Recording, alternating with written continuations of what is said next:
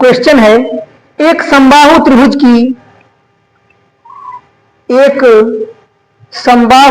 की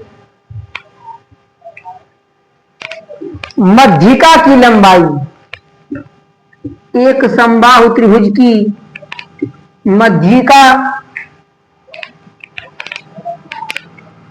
की लंबाई 6√3 6 करड़ी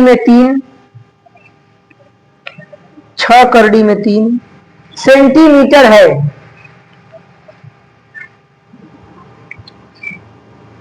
छह करड़ी में 3 सेंटीमीटर है। त्रिभुज का क्षेत्रफल ज्ञात कीजिए। त्रिभुज का क्षेत्रफल ज्ञात कीजिए। पहला विकल्प है 48 करड़ी में 3 सेंटीमीटर स्क्वायर, दूसरा विकल्प है 36 करड़ी में 3 सेंटीमीटर स्क्वायर, तीसरा विकल्प है 60 करड़ी में 3 सेंटीमीटर स्क्वायर, चौथा विकल्प है 72 करड़ी में 3 सेंटीमीटर स्क्वायर।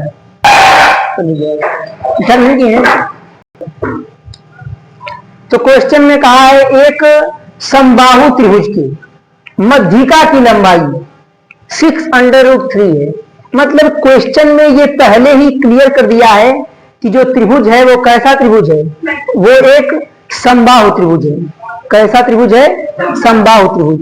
तो पहले हमें समबाहु त्रिभुज बना लेंगे। ये एक समबाहु त्रिभुज हो गया। जैसे जैसे क्वेश्चन की टर्म को आगे बढ़ाया गया है वैसे वैसे हम कॉन्सेप्ट अप्लाई करेंगे और हमारा आंसर अपने आप आ जाएगा। क्वेश्चन में कहा कि एक समबाहु त्रिभुज के मध्यिका की लंबाई, मध्यिका ये क्या होता है, पहले हम लोग इसको समझेंगे कि ये मध्यिका क्या है।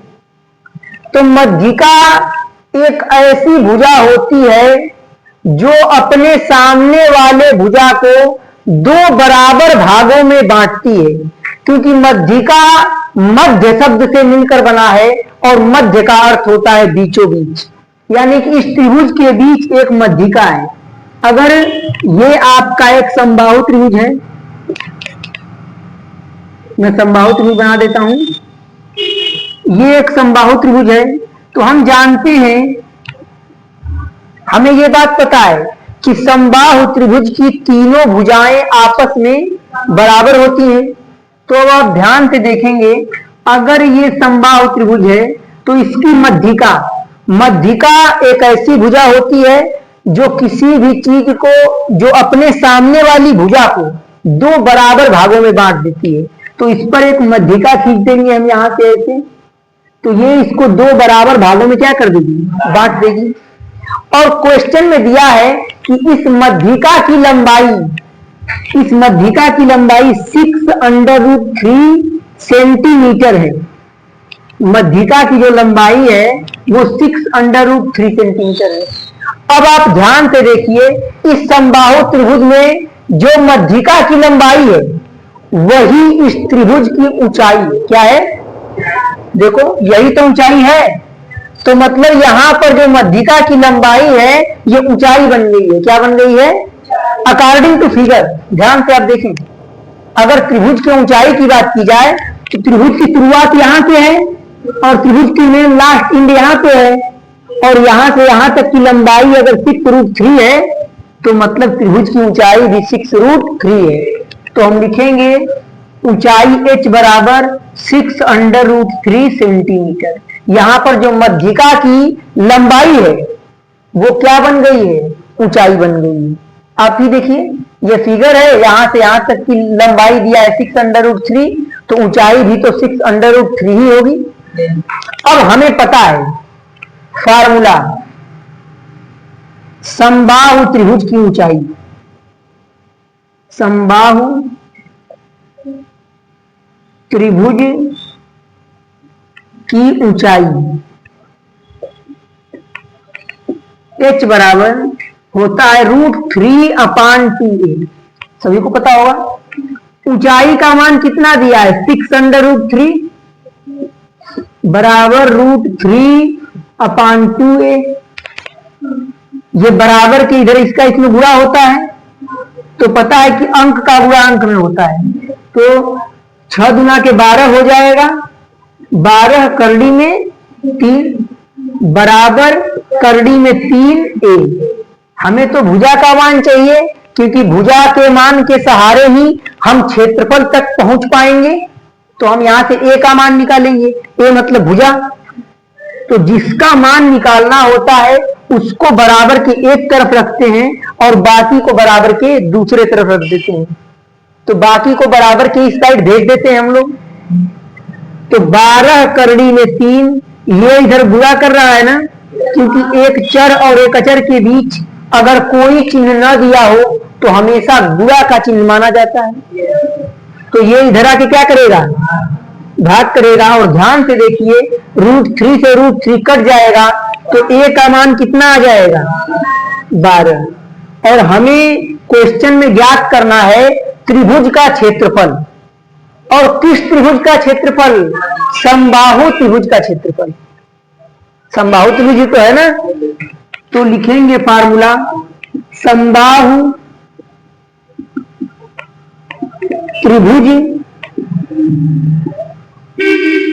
का क्षेत्रफल बराबर, फार्मूला आपको याद होना चाहिए, √3/4a²। क्षेत्रफल बराबर √3/4। और ध्यान से देखें, हमने a का मान यहां ज्ञात कर लिया है। ऊंचाई के सहारे हम a के मान तक पहुंच चुके हैं। a क्या है, भुजा। बता चुका हूं मैं पहले भी कि a भुजा है। तो a का मान 12 यहां पे आप रख दीजिए, तो 12 का स्क्वायर। तो क्षेत्रफल बराबर √3/4 इंटू 12 का स्क्वायर होता है 144। 4 से इसे काट देंगे आप, तो ये 4 तिहाई 12, 2 बचेगा। और यहाँ पे 4 पचे 20, 4 छक्का 24। तो क्षेत्रफल बराबर करड़ी में 3, देखिए अब करड़ी में 3 36 कहिए। ये अच्छा लग रहा है सुनने में? नहीं, क्योंकि अंक को व्यक्त करने का एक तरीका होता है। उसी प्रकार से अंक को पहले लिखते हैं और करड़ी के मान को या यक्ष के मान को बाद में लिखते हैं।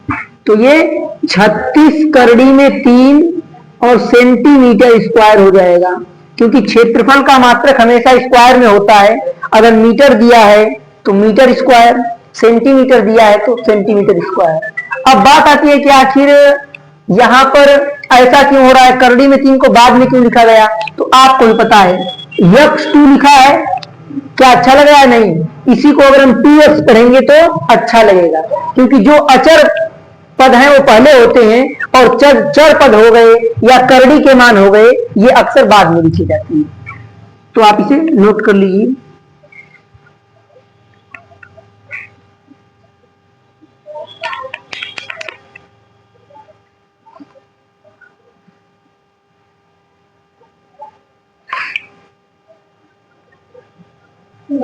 क्वेश्चन लिखेंगे, 14 करड़ी में 3, 14 करड़ी में 3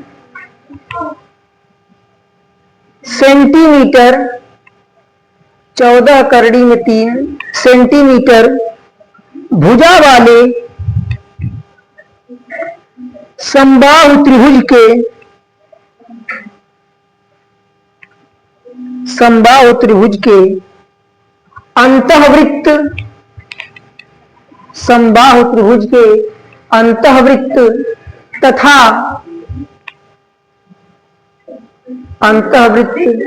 अंतःवृत्त तथा परिवृत्त, अंतःवृत्त तथा परिवृत्त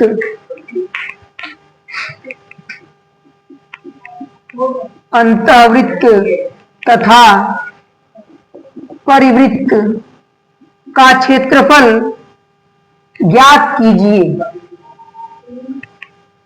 अंतःवृत्त तथा परिवृत्त का क्षेत्रफल ज्ञात कीजिए। 4 ऑप्शन दिए हुए हैं, 110, 462, 132, 528, 154, 616, और 176 का मान 792।